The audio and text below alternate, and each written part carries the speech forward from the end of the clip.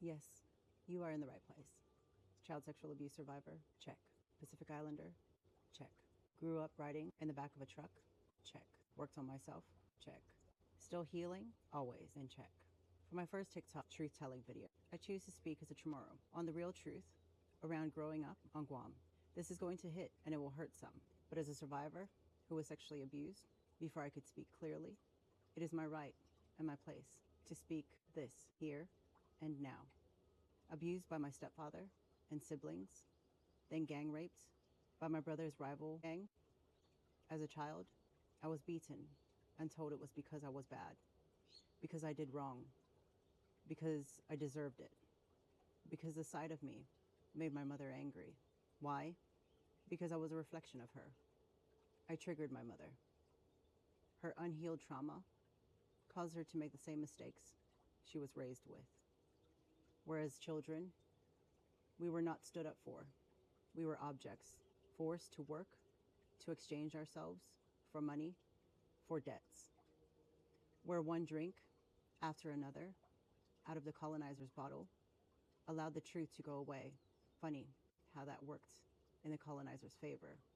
And today, enablers in society continue this intoxication, allowing the truth to escape whilst pedophiles have their way with children.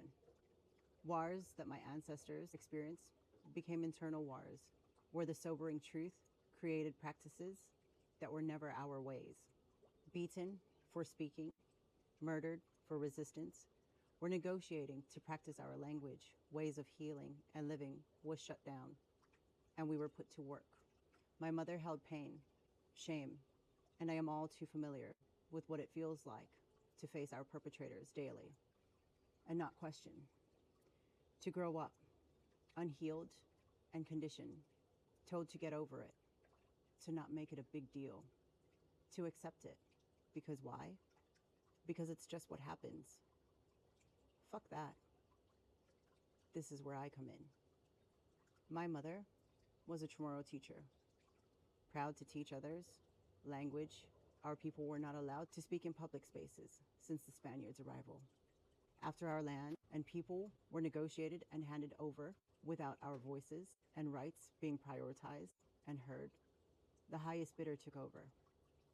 Signs prohibiting Chamorros to speak anything other than English plastered on all U.S. government buildings. Buildings built on our lands, our soil, where our ancestors lived and thrived from all its richness. Forced to adapt into the colonizers' constructs of civilized living, causing further trauma on my people, my ancestors. Catholicism was forced onto our people. And today, the message of hope, love, and peace is upheld as culture, upheld and overshadowing the blood and lives of the Chamorro people who have suffered, who held grief and loss. My people, the first Chamorro resistors, the hypocrisy, the cycles, the trauma, the suffering.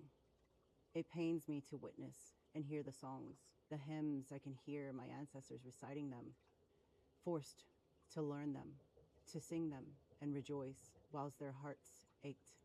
Like I experienced as a little girl, kneeling at the pews, asking for forgiveness of sins I was forced to accept as mine, told to stand straight and smile, to look happy, taught to perform and uphold a facade, to rejoice while trembling in fear, knowing that when I got home, I was going to face another beating by my mother, whilst my stepfather acted like he cared, then blamed my mother, whilst he acted out his calculated plan of sexually abusing me. I am here for the resistance, for truth-telling. I am speaking not for me, not for my mama, not for my ancestors. All that work is done. I am here for the children today. I am here because until I could see and accept the truth of what has happened for generations, I held on to all the false shit beliefs and practices that came the day those boats arrived. My mama, her mama, suffered in silence, birthing a child from her father. My mama deserves not shame. She deserved more. My ancestors were forced and felt no choice. Today it's different. I stand in the remembering of my people's way, that children need protecting, that we women are powerful, that our men were not predators, that our healing was in unity, healing was in community. We can see the intent of the colonizers was to divide, and that their teachings were tools to build walls that separated us from our own spirits, so that their words would be recited and spoken by our voices, so that even as our lips moved as an automatic response to the conditionings, our hearts, our spirits never felt that. Never felt that what we were told was the absolute. Never felt that what we were told was truth. Maybe it's just me. Let's wait and see.